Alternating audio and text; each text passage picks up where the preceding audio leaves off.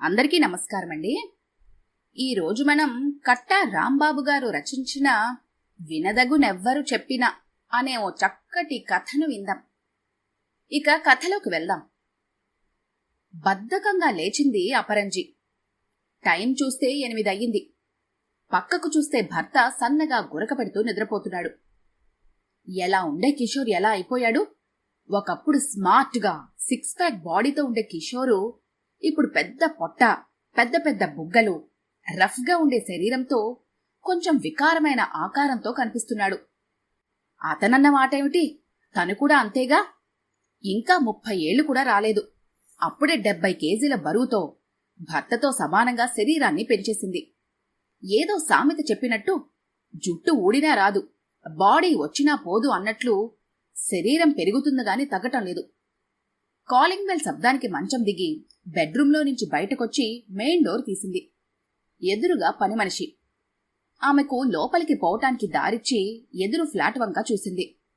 అప్పుడే సుదర్శనంకుల్ door lock చేస్తున్నారు. Sulochana aunty కాళ్లకున్న walking shoes తీస్తున్నారు. అప్పుడే మార్నింగ్ వాక్ చేసి వచ్చినట్టున్నారు. హాయ్ రంజీ, గుడ్ మార్నింగ్ నవ్వుతూ పలకరించారు Sulochana aunty. Good morning aunty అంటూ నవ్వుతూ చెప్పింది. హాయ్ ఏంజిల్, గుడ్ మార్నింగ్ అన్నారు సుదర్శన్ గారు. Hello, good morning smart boy అంటూ పకపక నవ్వింది అపరంజి. వాళ్ళిద్దరూ నవ్వుకుంటూ తమ ఫ్లాట్లోకి వెళ్లిపోయారు. అపరంజి కూడా లోపలికొచ్చి వాష్రూమ్కెళ్లి బ్రష్ చేసుకొచ్చింది. సులోచన సుదర్శన్ గార్లకు 68 ఏళ్లపైనే ఉంటాయి. ఇద్దరూ గవర్నమెంట్ సర్వీస్ నుంచి రిటైర్ అయ్యారు. వాళ్ల పిల్లలిద్దరూ ఉద్యోగరీత్యా దూర ప్రాంతాల ఉండటంతో ఇద్దరే ప్రశాంతంగా సంతోషకరమైన జీవితాన్ని గడుపుతున్నారు. ఉదయం 6 గంటల నుండి వారి దినచర్య ప్రారంభమవుతుంది. లేచిన వెంటనే కాలకృత్యాలు తీర్చుకుని టెర్రస్ మీదకెళ్లి ఉదయపుటి ఎండలో సూర్య నమస్కారాలు, యోగాసనాలు, మెడిటేషన్ లాంటివి పూర్తి చేసుకుని కిందకొచ్చి మంచినీళ్లు తాగి మార్నింగ్ వాక్కి బయలుదేరతారు. 8 గంటల వరకు నడిచి ఇంటికి చేరుకుంటారు. ప్రతిరోజు క్రమం తప్పకుండా దాన్ని ఫాలో అవుతూ ఉంటారు. అందుకే ఇద్దరూ ఎంతో ఆరోగ్యంగా ఉంటారు. అలాగే వాళ్ల వయసు కూడా కనబడదు. ఆంటీ అయితే 40-45 ఏళ్లుంటాయేమో అన్నట్టుగా ఉంటారు. అంకులైతే 50 ఏళ్లవారిలా కనిపిస్తారు. సాధారణంగా ఆ వయసులో వచ్చే బీపీ, షుగర్ లాంటివేమీ వారి ఛాయలకు కూడా రాలేదు. కాని తనేమిటి ఇలా తయారైంది? 30 ఏళ్లు రాకపోయినా 40 ఏళ్లదాన్లా కనిపిస్తుంది. కిషోర్ కూడా అంతే. 35 ఏళ్లకే ఇంకో 10 ఏళ్లు పెద్దవాడిలా కనిపిస్తున్నాడు. ఇద్దరిలోనూ మునుపటి అందంగాని ఆరోగ్యంగాని లేవు. బిజీ లైఫ్లో తిండి సమయానికి తినటం ఉండదు. ఎప్పుడో అర్ధరాత్రి పడుకోవటం, ఎంత తినాలనుకుంటే అంతే తినటం, ఏది కనబడితే అది తినటం. లిమిట్ లేని తిండి అయిపోయింది. జీవితంలో ఆనందం లేదు. నిస్సారంగా గడిచిపోతుంది. వంట మనిషి తెచ్చిన కాఫీ తాగి కిషోర్ని లేపింది. అప్పుడే ఏమిటప్పు, కాసేపు పడుకొని అంటూ దుప్పటి కప్పుకున్నాడు. అప్పుడే ఏంటా, టైం ఎంతైందో తెలుసా? 9 కావస్తుంది.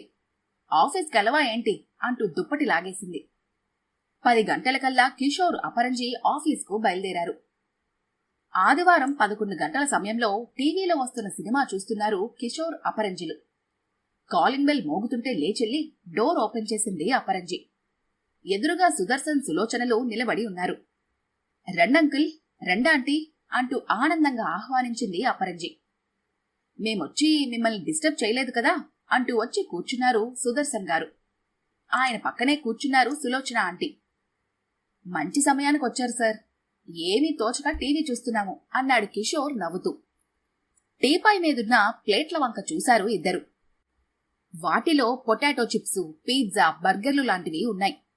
అవి తింటూ టీవీ చూస్తున్నారన్నమాట. లోపలికెళ్లి మంచినీళ్లు తెచ్చింది. టీ తెమ్మని వంట మనిషికి చెప్పింది. కాని వాళ్ళిద్దరూ ఇప్పుడేమీ తీసుకోమని సున్నితంగా తిరస్కరించారు.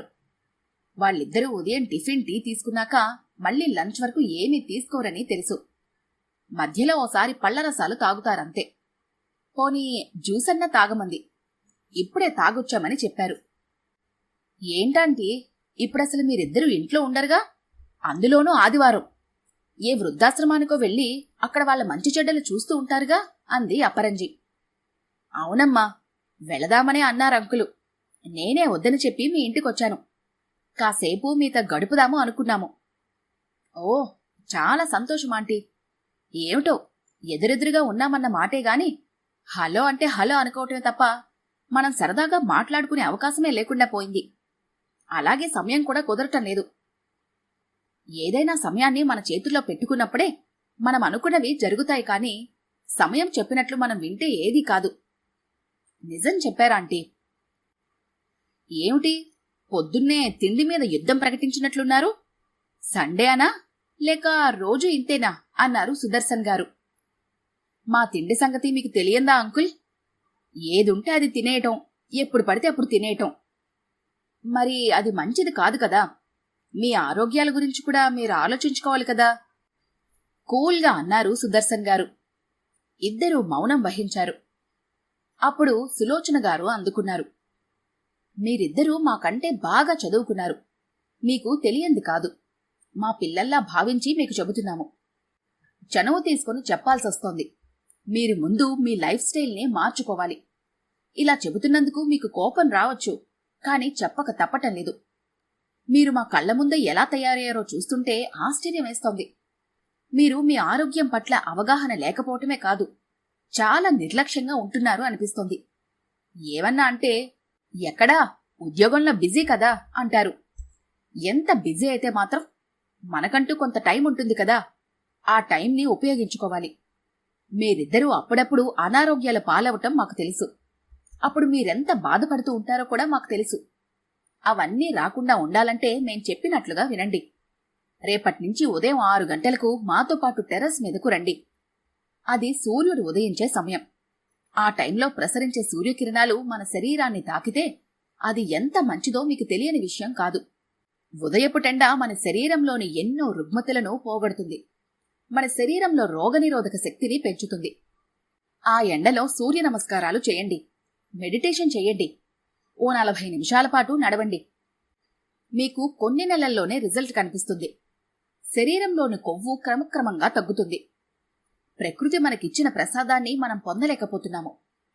మన పూర్వీకులు మనకెన్నో మంచి విషయాలు చెప్పారు. వాటిని మనం పెడచెవిన పెడుతున్నాము. అంతెందుకు, మన పెద్దవాళ్లు మనల్ని రోజూ లేచిన వెంటనే సూర్యుడికి నమస్కారం చేయమంటారు. కాని మనం వినము. ఎందుకలా చెబుతున్నారో అర్థం చేసుకోము. ఆ కాసేపు నిలబడినా మన శరీరానికి మంచిదన్న విషయాన్ని మనం పట్టించుకోము. ఇక్కడ భక్తి కంటే ఆరోగ్యం ముఖ్యం.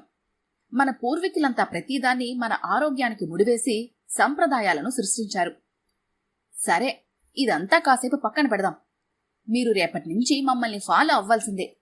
మాతో పాటు ఉదయాన్నే టెర్రస్ మీదకొచ్చి వ్యాయామాలు ప్రారంభించండి. 1 సంవత్సరం పోయాక మీరెలా ఉంటారో చూస్తే మీరే ఆశ్చర్యపోతారు. మేం క్రమం తప్పకుండా చేస్తున్నాం కాబట్టే మేమీ వయసులో కూడా ఇంత ఆరోగ్యంగా ఉంటున్నాము. ఇంకో విషయం రజ్జీ, నేనిలా చెబుతున్నానని ఏమీ ఫీల్ అవ్వకు. మీకింకా పిల్లలు పుట్టలేదు. నువ్విలా బాడీ పెంచుతూ ఉంటే ముందు ముందు చాలా ఇబ్బందులు పడవలసి వస్తుంది. కాబట్టి ఎందుకిలా చెబుతున్నామో ఒక్కసారి ఆలోచించండి అంటూ ముగించారు సులోచన గారు. ఆలోచనలో పడ్డారు వారిద్దరూ. వీళ్ళనిలా ఉంచి వాళ్ళిద్దరూ ఇంట్లోకి వెళ్లిపోయారు. మర్నాడు ఉదయం 6 గంటలు కాకుండానే కాలింగ్ బెల్ మోగితే తలుపు తీశారు సులోచన గారు. ఎదురుగా కిషోర్, అపరంజి ఇద్దరూ వాకింగ్ షూస్ వేసుకుని వ్యాయామానికి అనుగుణంగా ఉండే వస్త్రధారణతో నిలబడి ఉన్నారు. వాళ్ళిద్దరినీ చిరునవ్వుతో చూసి, ఏమండోయ్, వీళ్ళిద్దరూ మనకంటే ముందే తయారయ్యారు, రండి టెర్రస్ మీదకి వెళ్దాం అంటూ భర్తని పిలిచారు సులోచన గారు. ఈ కథ కనుక మీకు నచ్చినట్లయితే లైక్ చేయండి, షేర్ చేయండి. మరిన్ని ఇంట్రెస్టింగ్ కథల కోసం మా ఛానల్ని తప్పకుండా సబ్స్క్రైబ్ చేసుకోండి.